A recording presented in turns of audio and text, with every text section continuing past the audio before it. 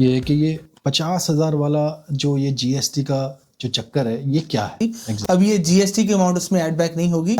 Yes, you have to report on your T1। 12 March के आसपास ये लॉ बना है। You are eligible to claim GST. तो अभी 1,30,000 का बेनिफिट मिलेगा।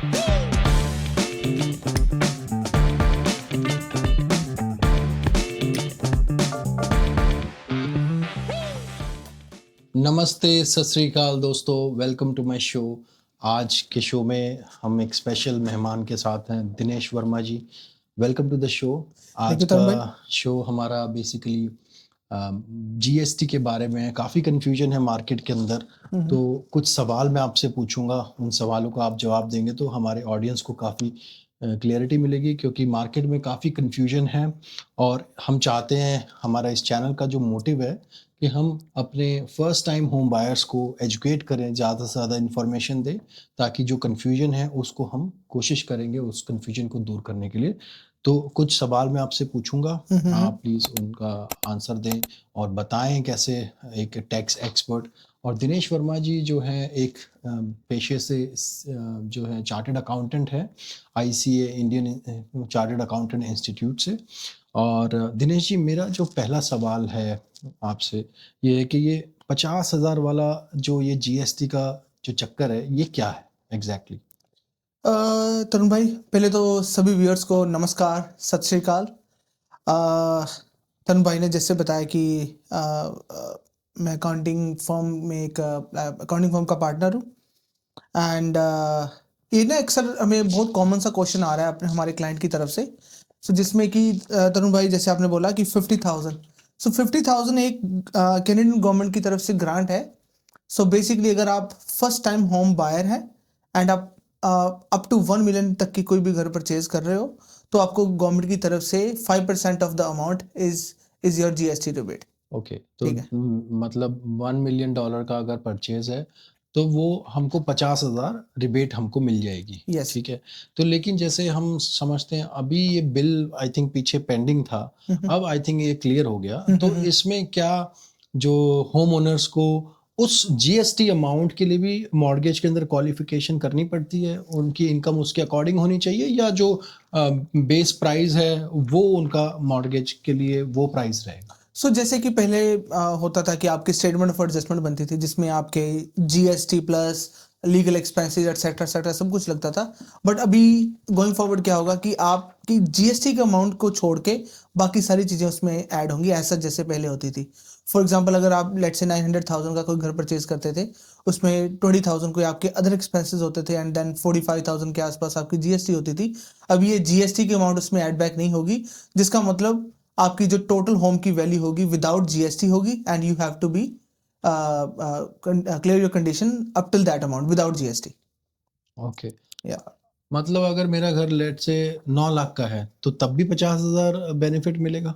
नहीं, ये जीएसटी डिपेंड करता है आपके घर की वैल्यू के ऊपर। जैसे मैंने बोला कि 5% ऑफ योर होम वैल्यू, अगर आपका बेस प्राइस 900,000 है तो उसका 5% यानी कि 45,000 आपका जीएसटी का क्रेडिट हो जाएगा। पहले आप 945,000 देते थे, अभी आप सिर्फ 900,000 दोगे, चाहे आप थ्रू मॉर्गेज पे कर रहे हो या थ्रू कैश कर रहे हो। अच्छा, एक और सवाल है टैक्स पॉइंट ऑफ व्यू से या in general, first time home buyer कौन होता है? मेरे को ये सवाल वैसे बहुत ही अटपटा है, लेकिन फर्स्ट टाइम होम बायर एक तो हम जो समझते हैं कि जो अपना पहला कनाडा में घर ले रहा है, तो क्या किसी के पास अगर इंडिया में घर है तो वो आपको अपनी फर्स्ट टैक्स डिक्लेरेशन में कहीं ना कहीं ये डिक्लेयर करना पड़ता है कि इंडिया में मेरा घर है, और यहाँ मैं अगर घर खरीदूं तो वो फर्स्ट टाइम होम माना जाएगा या नहीं माना जाएगा? एक्चुअली आप दो डिफरेंट पॉइंट्स के ऊपर बात कर रहे हो। जो इंडिया का घर है जिसको आप बात कर रहे हो, उसको बोलते हैं फॉरेन रिपोर्टिंग होती है, वो आपकी टैक्स रिटर्न में जाती है। That has nothing to do with this one. So basically आप अगर आपका इंडिया में घर है, पहले हिसाब से बाय करके रखा है, yes you have to report on your T1। उसमें क्या होता है कि अगर आपके फॉरेन एसेट्स मोर देन 100,000 है, देन आपको अपने फॉर्म के ऊपर रिपोर्ट करना पड़ता है। बट जब हम इस पर्टिकुलर कंडीशन की बात करें जहां पर आपको जीएसटी का क्रेडिट मिल रहा है, तो फेडरल गवर्नमेंट का क्लियर रूल है कि आपको विद इन कैनेडा प्रॉपर्टी लेनी है। एंड अगर आपने इंडिया में परचेज रखा हुआ या करा हुआ या अभी कर रहे हो, so that doesn't matter. You have to see if it is in the boundaries of the Canada, then it's eligible. और एक और सवाल, जैसे पीछे मैं किसी से मिला था तो उन्होंने अपना घर जो है यहाँ पर लिया था 10 साल पहले, है ना, पहला घर लिया था। फिर उन्होंने वो पिछले जो है करीबन 6 साल से अभी रेंटेड उसमें रह रहे हैं अपार्टमेंट में। अब वो नया घर लेना चाह रहे हैं, तो क्या वो भी फर्स्ट टाइम होम बायर माने जाएंगे, या वो उनको government first time home buyer नहीं मानती, तो उनको क्या जीएसटी का रिबेट मिलेगा या नहीं? आपने बहुत ही अच्छा क्वेश्चन पूछा। ये बहुत ही कॉमन कंफ्यूजन होता है। फर्स्ट टाइम होम बायर का मतलब इन कनाडा है कि आप ये नहीं है कि आप जब से कनाडा आए हो तब से आपने पहला घर बाय करा है। According to the federal law, अगर आपने from the date of purchase, जब आप करंट परचेज कर रहे हो, इससे 4 years बैक तक आपने अपने घर में नहीं रहे, या आपके पास घर है, आपने उसको कंस्ट्रक्ट नहीं करा, या किसी भी तरह से आपकी अपनी प्रॉपर्टी के साथ कोई भी अटैचमेंट नहीं थी, in that case you will be considered as new buyer. Okay. ठीक है। सो अगर लेट्स से, जैसे कि आपने एग्जांपल पूछी कि 10 साल पहले किसी बंदे ने घर परचेज करा, उसने 6 साल पहले बेच दिया, तो अगर इस रूल को अप्लाई करें तो इट मींस वो 4 साल पहले तक उनके पास कोई भी अपनी प्रॉपर्टी नहीं थी, and it means they will be considered as first time home buyer. But इसमें मैं थोड़ा सा एक पॉइंट और भी मेंशन करना चाहूंगा। वो ये है कि ये जो पर्टिकुलर रिबेट है, ये हस्बैंड एंड वाइफ दोनों को टेस्ट करती है। मीनिंग अगर आपकी वाइफ के पास घर है या आपके हस्बैंड के पास घर है, इवन 4 years बैक किसी के पास कोई भी बंदा प्रॉपर्टी ओन करता था, you will still not be eligible for that. अच्छा। सो दोनों का देखना है। Even if it was bought before और after marriage, it will still be counted towards. जैसे बहुत लोग करते हैं ऐसे, जैसे हस्बैंड वाइफ, अभी रिसेंटली हालांकि एक अभी मैंने किसी को घर परचेज कराया था, तो हस्बैंड अकेले अभी टाइटल पे है, तो क्या इन फ्यूचर उनकी वाइफ एक प्रॉपर्टी खरीदे तो वो क्या फर्स्ट टाइम होम बायर की बेनिफिट्स में क्वालिफाई करेंगे या नहीं? If they are together then वो नहीं काउंट करेंगे, नहीं काउंट करेंगे क्योंकि बिकॉज वो हाउस होल्ड के लिए है वो। Yes, and this is one in A life time thing. अगर अच्छा। आप अगर आप इनकी डेट्स के ऊपर जाओ तो 31 दिसंबर 2030 तक आप इस चीज के लिए क्वालिफाई कर सकते हो। एक्चुअली हम ना डेट्स के बारे में थोड़ा सा डिस्कस कर लेते हैं पहले, क्योंकि आई गेस व्यूअर्स को काफी कंफ्यूजन हाँ, होगी। डेट के बारे में, क्योंकि बहुत लोग कह रहे हैं कि ये 27 मई 2025 के बाद के जो सेल परचेज एग्रीमेंट हो रहे हैं उनको मिलेगा, उससे पहले अगर किसी ने प्री सेल में जैसे लेट से बुक किया है तो वो इस बेनिफिट को नहीं ले सकते, तो ऐसा कुछ है? इसमें ना आपके इस क्वेश्चन का आंसर ना थोड़ा मल्टी लाइनर होगा, मैं थोड़ा टाइम लेकर बताता हूँ आपको। जितनी भी प्रॉपर्टीज, ये बिल्कुल सही है कि 27 मई को ये लॉ इन एक्चुअल असेंबली में आया था, जो कि लॉ बना नहीं था, लाइक पेपर वर्क जिसको हम बोलते हैं कि प्रोड्यूस हुए थे उस टाइम पे। तो अभी जस्ट 2 हफ्ते पहले 12 मार्च के आसपास ये लॉ बना है। बट जब 27 मई को ये 2025 को जब लाइक इसका ये असेंबली के आगे रखा गया था, तब उसके बाद एक थोड़ी दिन बाद मीटिंग हुई थी जिसमें पार्लियामेंट में ना इंटरव्यू में बताया था कि इसकी जो इफेक्टिव डेट होगी वो 20 मार्च होगी 2025, ना कि 27 मई। सो एनी प्रॉपर्टी जो कोई भी एग्रीमेंट जो आपने 20 मार्च 2025 के बाद किया है टिल 12 मार्च 2026, क्योंकि लॉ अभी बना है तो कोई भी बिल्डर्स ने कोई भी एक्शन नहीं लिए थे, तो इट मींस इन पीरियड के बीच में, मैं दोबारा डेट रिपीट कर देता हूँ, 20 मार्च 2025 से लेके 12 मार्च 2026 के बीच में जितने भी एग्रीमेंट हुए, परचेज हुए, you are eligible to claim GST. अभी कोई फॉर्म नहीं आया है as on date, as per our discussion. सो ये डिटेल्स वैसे हम डिस्क्रिप्शन के अंदर भी डाल देंगे, हाँ, ताकि जो है आपको ये एक रेफरेंस गाइड बुक आप एक रख सकते हैं, उससे आप ये डेट्स का अंदाज़ा आप रख सकते हैं एक अपने हिसाब से। और बहुत ही आपने बहुत ही डिटेल में समझाया, काफ़ी मतलब क्लैरिटी मुझे भी हो गई जो कि नहीं थी पहले, क्योंकि हम जो है एज अ रियल्टर या एज अ नॉर्मल एक जो हम बायर्स की बात करें तो काफ़ी जो प्रोफेशनल आपने जो डिटेल्स बताई वो बहुत लोगों को नहीं पता होती, है ना? और जो अगला सवाल मेरा है कि बीसी में जैसे क्या 1,30,000 बेनिफिट दे रही है गवर्नमेंट? नहीं तरुण भाई, ये भी बहुत कंफ्यूजन है।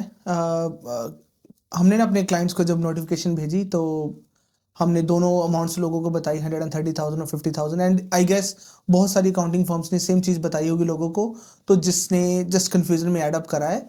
सो 50,000 की फेडरल गवर्नमेंट की ग्रांट है, एंड अच्छा, जो 130,000 की है वो सिर्फ ओंटारियो में है, क्योंकि ओंटारियो में 13% HST लगता है। ओके। सो जिसमें कि 5% फेडरल का होता है, 8% गवर्नमेंट का होता है, वहाँ की गवर्नमेंट, ओंटारियो गवर्नमेंट का। सो वहाँ पर 13% है, 130,000 की ग्रांट वहाँ पर है।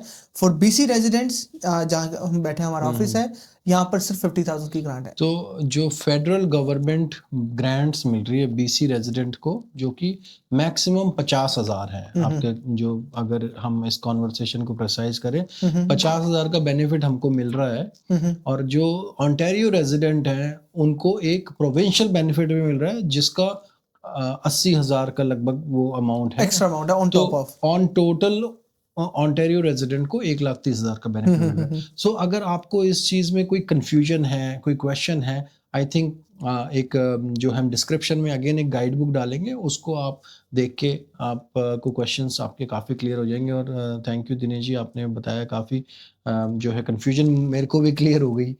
ठीक है। तो अभी अगर कोई जैसे अभी नया रेजिडेंट जो अभी काफ़ी टाइम से जो नया बायर कोई देख रहा था अभी घर, तो क्या अभी आप देखते हैं जैसे CRA का जो मतलब अभी रिपोर्ट आ रही है कनाडा की इकॉनमी, इन्फ्लेशन, वॉर और जो भी टैरिफ के चलते हुए, तो आगे नेक्स्ट 1 ईयर में आप कनाडा की इकॉनमी को कैसे देखते हैं? तरुण जी, मुझे लगता है कि ये बहुत अप एंड डाउन हो रहा है ना? इसमें अभी कोई स्ट्रेट फॉरवर्ड आंसर तो नहीं दिया जा सकता, क्योंकि कुछ फैक्टर्स हैं जो कहते हैं कि ये यहाँ पर प्रॉपर्टी प्राइसेस दोबारा वापस आएंगे, एंड कुछ फैक्टर ऐसे भी हैं जैसे वॉर के कारण, जिसमें ये भी लग रहा है कि अभी ये सिचुएशन ऐसा सच बनी रहेगी। जैसे कि अभी हम थोड़े दिन पहले डिस्कशन कर रहे थे, हम एक कॉन्फ्रेंस में गए हुए थे, तो दुबई में जैसे कुछ वार के सिनेरियो आए, तो वहाँ पे लोगों ने अपने घर सेल करने शुरू कर दिया है ना। तो काफ़ी कैनेडियन रेजिडेंट्स वहाँ पे मूव हुए थे, तो जब वो वापस आ रहे हैं तो मोस्ट लाइकली यहाँ से BC से काफ़ी लोग मूव हुए थे, तो लोगों ने एंटिसिपेट करा कि यहाँ पर जब वो वापस आके परचेज करेंगे तो एकदम से प्रॉपर्टी के प्राइसेस बढ़ेंगे। But at the same time यहाँ पर भी ट्रम्प और कनाडा और ट्रम्प के बीच में काफ़ी कुछ चल रहा है, तो उसके कारण भी यहाँ पर काफ़ी डी माइग्रेशन काफ़ी हो रहा है, तो रिवर्स माइग्रेशन सॉरी जिसको बोलते हैं। तो उसके कारण अगर ये एक डिमांड एंड सप्लाई की चीज़ है, इकोनॉमी में होता है ना, इकोनॉमिक्स में आता है कि जितनी डिमांड बढ़ती है, सप्लाई कम होती है, तो प्राइसेस बढ़ते हैं। अभी आज की डेट में सप्लाई बहुत ज़्यादा है, तो डिमांड कम है, जिसके कारण अल्टीमेटली इकोनॉमिक के रूल के कारण प्राइसेस अभी ज़्यादा मतलब बढ़ने के इतना चांसेस कम है, कम है। कम है। बाकी हमने 2008 के रिसेशन में भी देखा था, उसके बाद 2014 रिसेशन नहीं था, बल्कि मार्केट में अप एंड डाउन आए थे, कोविड के पीरियड में अप एंड डाउन हुए थे। सो मार्केट को एंटीसिपेट करना it's not a single liner thing. अभी तो काफ़ी अनसर्टेनिटी है मार्केट में, बट फिर भी जो मैं मतलब अगर कोई यहाँ पर रह रहे हैं 5 साल से 6 साल से, वो अल्टीमेटली रेंट अगर दे रहे हैं 2,000-2,500 का, तो अगर कोई प्रॉपर्टी आज खरीद भी लेते हैं, जो कि ये सब बेनिफिट्स जो हमने बताए, तो वो बेनिफिट लेके आप सेम अमाउंट ऑफ रेंट अपने घर में दे रहे हो। और कहीं ना कहीं वो प्रॉपर्टी, ऐसा भी नहीं है कि रियल एस्टेट की मार्केट का ग्राफ हमने देखा है कि वो बिल्कुल क्रैश कर जाएगी, 8 लाख की चीज़ 2 लाख की हो जाएगी, ऐसा नहीं है। और उसकी फेयर मार्केट वैल्यू फिर भी आपको मिल जाती है। Yeah. तो मेरे हिसाब से आई थिंक ये फर्स्ट टाइम होम बायर के लिए काफ़ी अच्छा मौका है, काफ़ी अच्छा जो है टाइम है अपना पहला घर लेने का। तो आई थिंक इस तरीके से अगर हम जो है एक माइक्रो इकोनॉमिक्स की बात करें, क्योंकि हमने जब भी वॉर की बात करी या और भी जो बातें करी वो मैक्रो लेवल पे है। माइक्रो लेवल पे तो हमने देखा है हमारी मंथली पेमेंट कितनी है, कार की पेमेंट कितनी है, घर का रेंट कितना जा रहा है, ग्रॉसरी कितनी जा रही है, यूटिलिटी बिल्स कितने हैं। तो वो सब कैलकुलेशन एक अच्छे अकाउंटेंट के साथ भी बैठ के कर सकते हैं।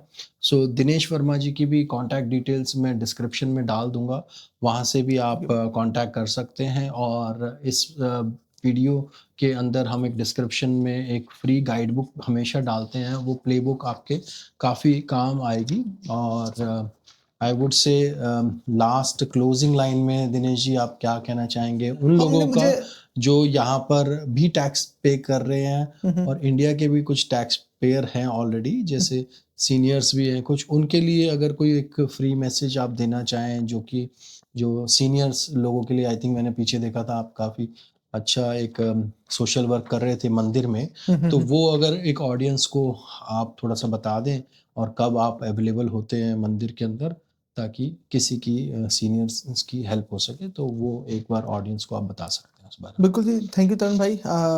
First of all I guess again invite करने के लिए, बट क्लोजिंग नोट में यही कहूँगा कि अगर आप, जैसे आपने बोला कि अगर आपकी मंथली पेमेंट और आपकी रेंट पेमेंट और आपकी मॉर्गेज की पेमेंट अगर सेम बनती है, तो इट्स डेफिनेटली मेक सेंस कि आप अपना घर बाय करो। अपने घर में आप you can have memories there, है ना, आपको किसी के ऊपर डिपेंडेंट नहीं होना पड़ता, प्लस फ्यूचर एप्रिसिएशन में आपको बेनिफिट मिलता है।